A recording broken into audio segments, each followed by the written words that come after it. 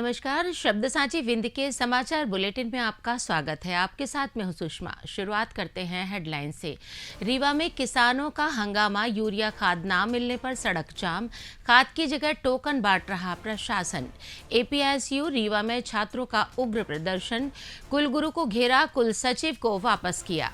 रीवा के गुड़ में भैरवलोक शिवधाम का सीएम मोहन यादव 31 जनवरी को करेंगे उद्घाटन। अयोध्या जा रहा मऊगंज का परिवार हुआ हादसे का शिकार, ट्रक ने स्कॉर्पियो को मारी टक्कर, 10 श्रद्धालु घायल। रीवा पुलिस ने इनामी अपराधी की निकाली हेकड़ी, हथकड़ी लगाकर निकाला पैदल जुलूस। संपत्ति कर वसूली को लेकर रीवा नगर निगम की सख्त कार्यवाही, 2 दुकानों पर लगाए ताले। रीवा में निकाली गई 108 मीटर लंबी भव्य चुनरी यात्रा, रामलला प्राण प्रतिष्ठा के 2 वर्ष पूरे होने पर उत्सव। सतना में बिरला रोड पर गड्ढे ने छीनी युवक की जान, निजी नर्सिंग होम लूट। सिंगरौली में 2 बाइक की टक्कर के बाद सड़क पर गिरे युवक को ट्रेलर ने कुचला। सीधी में 2 फीट की बेटी मां के साथ पहुंची कलेक्ट्रेट, इलाज के लिए मांगी मदद। शहडोल में अतिथि शिक्षक ने लगाई फांसी, मां के निधन के बाद था अवसाद में। मार्तंड स्कूल रीवा में आयोजित की गई सीपीआर जागरूकता वर्कशॉप। मध्य प्रदेश में 23-24 जनवरी को मावठे का अलर्ट जारी। जादू देखा है, हम दिखाते हैं। आप सोचिए, हम बनाते हैं। अपने घर या ऑफिस को सजाएं मनपसंद डिजाइन के कस्टमाइज वॉलपेपर्स, ब्लाइंड्स, पेंटिंग्स और लेजर कटिंग से बनी आकर्षक चीजों से। आज ही कॉल कीजिए 7611125428, क्योंकि आपकी कल्पनाओं को पंख देना भी जरूरी है।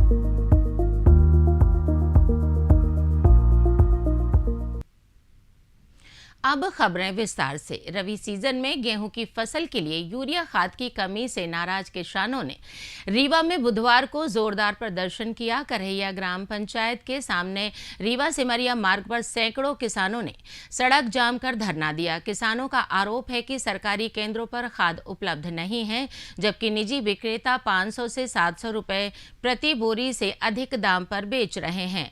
19 जनवरी को जारी टोकन के अनुसार 21 जनवरी को खाद मिलनी थी, लेकिन वितरण नहीं हुआ। प्रशासन ने टोकन जारी करना भी बंद कर दिया, जिससे किसानों में आक्रोश और बढ़ गया। एसडीएम मौके पर पहुंचे और समझाइश दी, लेकिन किसान अपनी मांग पर अड़े रहे। बाद में उन्हें करहैया मंडी परिसर बुलाकर कुछ किसानों को खाद उपलब्ध कराई गई।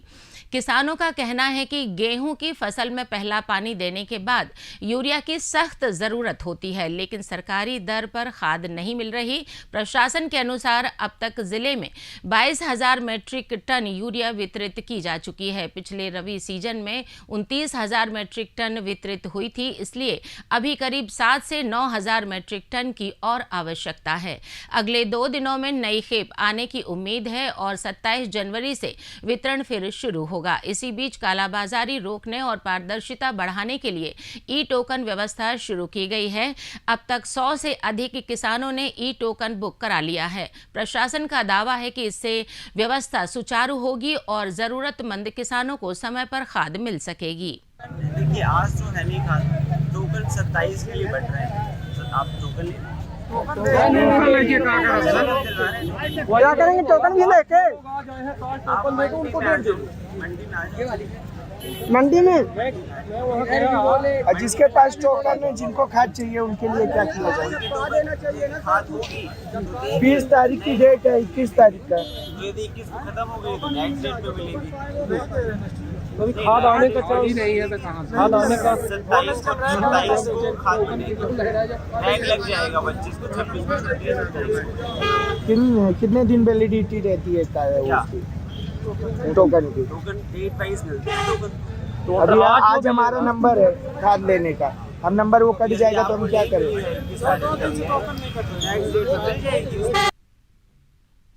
एपीएसयू रीवा में बुधवार को अखिल भारतीय विद्यार्थी परिषद के छात्रों ने प्रशासन के खिलाफ जोरदार प्रदर्शन किया। छात्रों ने प्रशासनिक भवन के गेट पर जमा होकर कुलपति को घेर लिया और करीब 1 घंटे तक नारेबाजी की।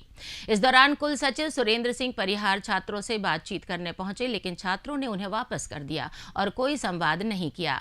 एबीवीपी की इकाई मंत्री दीपा सिंह तोमर ने कहा कि विश्वविद्यालय प्रशासन छात्रों की मांगों को लगातार अनदेखा कर रहा है। उन्होंने चेतावनी दी कि यदि मांगों पर तुरंत विचार नहीं किया गया तो छात्र हित में और उग्र आंदोलन किया जाएगा। छात्रों ने प्रशासन पर गंभीर आरोप लगाते हुए कहा कि उन्हें एटीएम मशीन की तरह केवल फीस वसूलने के लिए इस्तेमाल किया जा रहा है, लेकिन बदले में बेहतर शैक्षणिक सुविधाएं उपलब्ध नहीं कराई जा रही हैं। बताया गया है कि छात्रों के लिए लाइब्रेरी और कंप्यूटर लैब में बुनियादी सुविधाओं का अभाव है। छात्रावास में बाहरी तत्वों की घुसपैठ और मारपीट की घटनाएं होती रहती हैं। ऐसी घटनाओं पर शिकायत के बावजूद प्रशासन द्वारा कोई कार्रवाई नहीं की जाती। सबसे बड़ी समस्या यही छात्रों के लिए फीस ली जाती है उनकी, और ना ही उनके लिए सुविधाएं उपलब्ध कराई जाती हैं, ना ही उनके लिए कोई व्यवस्थाएं दी जाती हैं। लेकिन फीस यहाँ पे फीस लेके उसका कोई वो नहीं है, ना ही कुछ व्यवस्थाएं देखने को मिलती हैं। हमने ज्ञापन भी दिया लेकिन अभी तक उसका कोई निराकरण नहीं हुआ है। देखिए, विश्वविद्यालय प्रशासन कुल मिला के यहाँ पे कुंभकर्णीय निद्रा में सो रहा है। विश्वविद्यालय प्रशासन को छात्र हित से कोई मतलब नहीं है। छात्र चाहे परेशान हो, विश्वविद्यालय प्रशासन ने छात्रों को एटीएम मशीन बना लिया है कि विश्वविद्यालय के कुलगुरु और कुल सचिव और सब पूरा विश्वविद्यालय प्रशासन एटीएम मशीन में अपना एटीएम कार्ड डालेगा और छात्रों से केवल पैसे निकालेगा। और जब सुविधाएं देने की बात आएगी तो विश्वविद्यालय प्रशासन पूरी तरह से फिसड्डी साबित हो जाएगा। चाहे यहाँ पे विद्यार्थियों को आई कार्ड देने की बात हो, चाहे यहाँ पे कंप्यूटर लैब की सुविधा देने की बात हो, चाहे यहाँ पे लाइब्रेरी की सुविधा देने की बात हो, चाहे प्रायोगिक विषय की बात हो, चाहे यहाँ पे प्रैक्टिकल लैब की बात हो, यहाँ पे कोई सुविधा नहीं है। केवल विश्वविद्यालय प्रत्येक छात्र से अलग अलग मदों में पैसा ले रहा है यहाँ पे, और जहाँ पे सुविधा देने की बात है वहाँ पे विश्वविद्यालय के पास कोई भी विषय नहीं है सुविधा देने। रीवा जिले की गुड़ विधानसभा क्षेत्र में प्राचीन शिवधाम भैरवलोक का भव्य निर्माण कार्य पूरा हो गया है। इस ऐतिहासिक मंदिर का लोकार्पण आगामी 31 जनवरी को किया जाएगा। गुड़ विधायक नागेंद्र सिंह ने बताया कि इस अवसर पर मध्य प्रदेश के मुख्यमंत्री डॉक्टर मोहन यादव मुख्य अतिथि के रूप में शामिल होंगे। वे वैदिक मंत्रोच्चार के साथ पूजा अर्चना और अभिषेक कर मंदिर को जनता के लिए समर्पित करेंगे। विधायक नागेंद्र सिंह ने बताया कि कैमूर पर्वत श्रृंखला में स्थित यह शिव मंदिर हजारों वर्ष पुराना है। सदियों से यह स्थल आस्था, साधना और तपस्या का प्रमुख केंद्र रहा है। मंदिर के ऐतिहासिक और धार्मिक महत्व को देखते हुए मध्य प्रदेश पुरातत्व विभाग तथा पर्यटन विभाग ने इसे संरक्षित धरोहर का दर्जा प्रदान किया है। मंगलवार रात यूपी के प्रतापगढ़ में सुखपाल नगर बाईपास पर एक भीषण सड़क हादसा हुआ। एक बेकाबू ट्रक ने प्रयागराज से अयोध्या दर्शन के लिए जा रहे श्रद्धालुओं से भरी स्कॉर्पियो को जोरदार टक्कर मार दी। इस हादसे में बच्चों सहित 10 श्रद्धालु घायल हो गए, जबकि कुल 13 लोग प्रभावित हुए।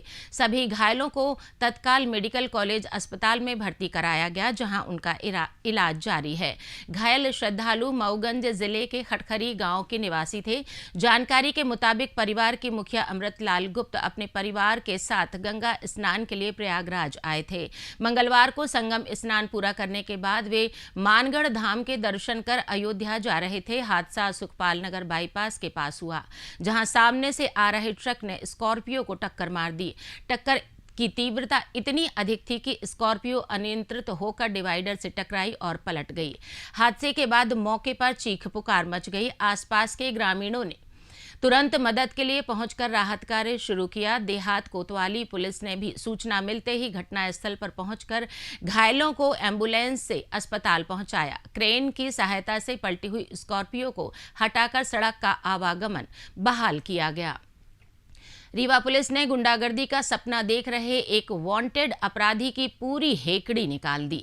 पुलिस ने आरोपी को गिरफ्तार करने के बाद हथकड़ी लगाकर पैदल सड़क पर घुमाया, ताकि सोशल मीडिया पर दहशत फैलाने वाले युवाओं को स्पष्ट चेतावनी मिले कि अपराध का अंत सिर्फ और सिर्फ जेल होता है।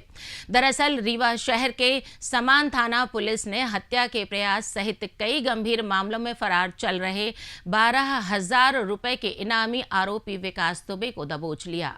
उसके सोशल मीडिया अकाउंट पर कई वीडियो वायरल हुए हैं जिनमें वह हवाई फायरिंग करता, गाड़ियों का काफिला लेकर जुलूस निकालता और युवाओं की भीड़ के साथ दिखाई देता है। पुलिस के अनुसार आरोपी ने पहले भी गोली चलाने की कई घटनाएं अंजाम दी हैं। गिरफ्तारी के बाद पुलिस ने आरोपी का जुलूस निकाला जिसमें उसके हाथों में कानून की बेड़ियां लगी हुई थीं और सिर शर्म से झुका हुआ नजर आया।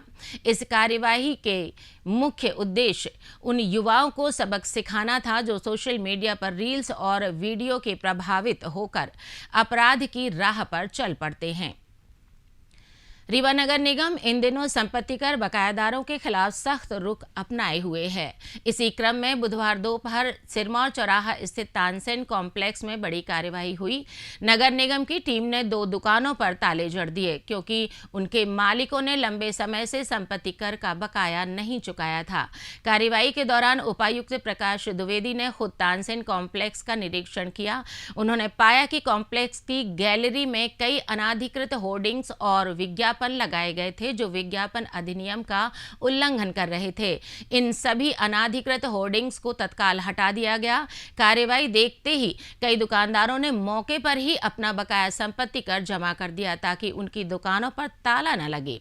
नगर निगम अधिकारियों का कहना यह है कि यह अभियान केवल चेतावनी नहीं बल्कि वास्तविक वसूली के लिए है। बकायादारों के खिलाफ ऐसी सख्त कार्यवाही आगे भी जारी रहेगी। अयोध्या में रामलला की प्राण प्रतिष्ठा और मां बीहर गंगा आरती के 2 वर्ष पूरे होने के उपलक्ष्य में श्री राम दरबार परिवार अपने 2य वार्षिकोत्सव का भव्य आयोजन कर रहा है। इस उत्सव की शुरुआत बुधवार 21 जनवरी को कॉलेज चौराहा से हुई। कार्यक्रम की शुरुआत स्वामी विवेकानंद पार्क में भजन संगीत से हुई, जिसके बाद राम भक्तों ने 108 मीटर लंबी भव्य चुनरी यात्रा निकाली।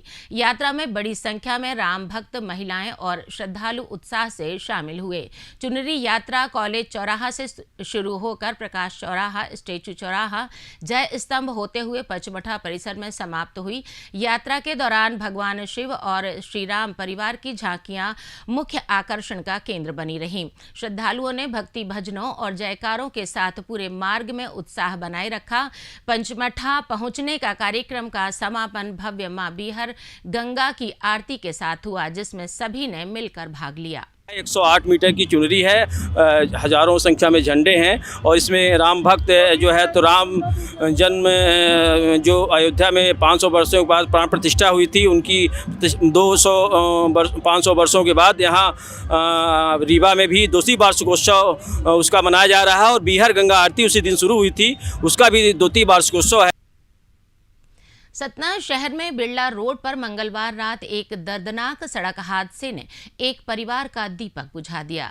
सड़क पर बने गहरे गड्ढे के कारण बाइक अनियंत्रित हो गई और डिवाइडर से जा टकराई, जिसमें सिंधी कैंप निवासी युवक शिवम कोरी की मौके पर ही मौत हो गई। हादसे में न केवल सड़कों की बदहाली पर सवाल उठाए हैं बल्कि एम्बुलेंस सेवा और निजी नर्सिंग होम की लापरवाही पर भी गंभीर आरोप लगे हैं। घटना बढ़िया क्षेत्र के पास हुई जहां शिवम कोरी अपने पड़ोसी सुनील के साथ बाइक से घर लौट रहा था। अचानक सड़क पर गड्ढे से बाइक का संतुलन बिगड़ गया और तेजी से डिवाइडर से टकरा गई। शिवम गंभीर रूप से घायल हो गया जबकि पीछे बैठे सुनील को मामूली चोटें आईं। मौके पर मौजूद लोगों ने तुरंत एम्बुलेंस बुलाई। सुनील ने एम्बुलेंस चालक को जिला अस्पताल ले जाने के लिए कहा, लेकिन एम्बुलेंस ने शिवम को एक निजी नर्सिंग होम पहुंचा दिया। परिजनों के अनुसार नर्सिंग होम में कोई डॉक्टर मौजूद नहीं था। बावजूद इसके नर्सिंग स्टाफ ने फिर भी 5,000 रुपए जमा कराए और लगभग 2,500 रुपए की दवाइयां मंगवाईं। करीब 20 मिनट बाद शिवम को नर्सिंग होम के बाहर लाकर जबलपुर ले जाने की बात कही, लेकिन तब तक शिवम की मौत हो चुकी थी। जिला अस्पताल में बुधवार को शव का पोस्टमार्टम किया गया। सिंगरौली में मंगलवार रात भीषण सड़क हादसे में एक युवा की जान चली गई। हादसे में चुरहट के संघ प्रचारक विवेक मिश्र की मौके पर ही मौत हो गई। हादसे का सीसीटीवी फुटेज सामने आने के बाद स्थानीय लोगों में आक्रोश है और सड़क की बदहाली पर सवाल खड़े हो रहे हैं। हादसा जियावन थाना क्षेत्र के खोभा पेट्रोल पंप के सामने हुआ। जानकारी के मुताबिक विवेक मिश्र निवासी ग्राम हर्रा चंदेल अपनी बाइक से जा रहा था, तभी सामने से 2 बाइकों की आपस में टक्कर हो गई। इस टक्कर की चपेट में आने से विवेक की बाइक अनियंत्रित हो गई और वह सड़क पर जा गिरा। ठीक उसी पल पीछे से तेज रफ्तार में आ रहा ट्रेलर सड़क पर गिरे विवेक और उनकी बाइक को कुचलता हुआ आगे निकल गया। हादसे के तुरंत बाद विवेक को जियावन सामुदायिक स्वास्थ्य केंद्र ले जाया गया। उनकी हालत गंभीर देखकर पहले उसे बैढन ट्रॉमा सेंटर और फिर बनारस रेफर किया गया, लेकिन इसी दौरान उसकी मौत हो गई। पुलिस द्वारा आरोपी ट्रेलर चालक को हिरासत में लेकर मामले की जांच की जा रही है। स्थानीय लोगों ने बताया कि यह हिस्सा NH 39 का 4 लेन है, लेकिन एक लेन पर ग्रामीणों ने भूसा, उपले और अन्य सामान रखकर कब्जा कर रखा है। इससे सड़क प्रभावी रूप से 2 लेन जैसी हो गई है, जिसके कारण इस इलाके में लगातार हादसे हो रहे हैं। सीधी कलेक्ट्रेट कार्यालय में बुधवार को नौगांव धीर सिंह गांव की रहने वाली मुनिया भुंजवा अपनी 20 वर्षीय बेटी रानी भुंजवा को लेकर पहुंची। करीब 2 फीट कद वाली बेटी के साथ लेकर आई मां ने कलेक्टर से बेटी के इलाज के लिए आर्थिक सहायता की गुहार लगाई। मुनिया ने बताया कि 3 साल पहले परिवार के एक सदस्य ने रानी के साथ मारपीट की थी, जिसने लाठी से हमला किया और रानी की रीढ़ की हड्डी टूट गई। इस घटना के बाद रानी की हालत लगातार बिगड़ती चली गई। अब वह सामान्य रूप से खड़ी होकर चल नहीं पाती, झुककर चलना पड़ता है और हर समय तेज दर्द बना रहता है। मां मुनिया भुंजवा ने कहा कि बेटी की यह हालत देखकर वे रोज परेशान होती हैं, लेकिन आर्थिक स्थिति इतनी कमजोर है कि रोजमर्रा की जरूरतें पूरी करना भी मुश्किल हो रहा है। ऐसे में बेटी के इलाज, दवाइयां और पुनर्वास का खर्च उठाना उनके बस की बात नहीं है। मुनिया ने आगे बताया कि हमले की घटना को लेकर थाने में मामला दर्ज कराया गया था, जो वर्तमान में न्यायालय में विचाराधीन है। इसके बावजूद अब तक इलाज या किसी प्रकार की सरकारी मदद नहीं मिल पाई है। इसी कारण उन्होंने कलेक्टर कार्यालय पहुंचकर मदद की अपील की है। शहडोल जिले के गोहपारू थाना क्षेत्र के चुहिरी गांव में बुधवार को एक अतिथि शिक्षक का शव फांसी के फंदे पर लटका मिला। मृतक दिलीप गुप्त ने अपने घर में ही यह कदम उठाया। प्रारंभिक जांच में पुलिस ने बताया कि मृतक की मां के निधन के बाद से वह गंभीर मानसिक अवसाद में था, जिसके चलते उसने यह कदम उठाया। दिलीप गुप्त स्वर्गीय नथुलाल गुप्त का पुत्र था और पड़ोसी गांव बरेली के एक स्कूल में अतिथि शिक्षक के रूप में कार्यरत था। जानकारी के मुताबिक वह अविवाहित था और उसकी एक विवाहित बहन है। करीब 2 माह पहले उनकी बुजुर्ग मां की बीमारी के कारण मौत हो गई। इसके बाद से दिलीप काफी गुमसुम रहने लगा। बुधवार सुबह जब दिलीप ने काफी देर तक घर का दरवाजा नहीं खोला तो पड़ोसियों को संदेह हुआ। कई बार पुकारने और दरवाजा खटखटाने पर भी जवाब नहीं मिला। अंत में पड़ोसियों ने दरवाजा तोड़कर अंदर प्रवेश किया, जहां दिलीप का शव फंदे पर लटका हुआ मिला। सूचना मिलते ही गोहपारू पुलिस मौके पर पहुंची। पुलिस ने शव को कब्जे में लेकर पंचनामा किया और पोस्टमार्टम के लिए भेज दिया। पुलिस ने इस मामले में मर्ग कायम कर जांच शुरू कर दी है। शासकीय मार्तंड हायर सेकेंडरी उत्कृष्ट विद्यालय क्रमांक 1 रीवा में फैज संस्था द्वारा आज CPR आधारित जागरूकता वर्कशॉप का आयोजन किया गया। इस वर्कशॉप का मुख्य उद्देश्य छात्रों, शिक्षकों और आम लोगों को आपातकालीन स्थितियों में जीवन बचाने वाली CPR तकनीक से परिचित कराना था। कार्यशाला में फैज संस्था की मास्टर ट्रेनर डॉक्टर प्रतिभा चतुर्वेदी ने CPR की पूरी प्रक्रिया विस्तार से समझाई। कार्यक्रम में विद्यालय के प्राचार्य JP जायसवाल, डॉक्टर प्रभाकर द्विवेदी सहित सभी शिक्षकगण और बड़ी संख्या में छात्र-छात्राएं उत्साहपूर्वक शामिल हुए। मध्य प्रदेश में मौसम एक बार फिर करवट लेने वाला है।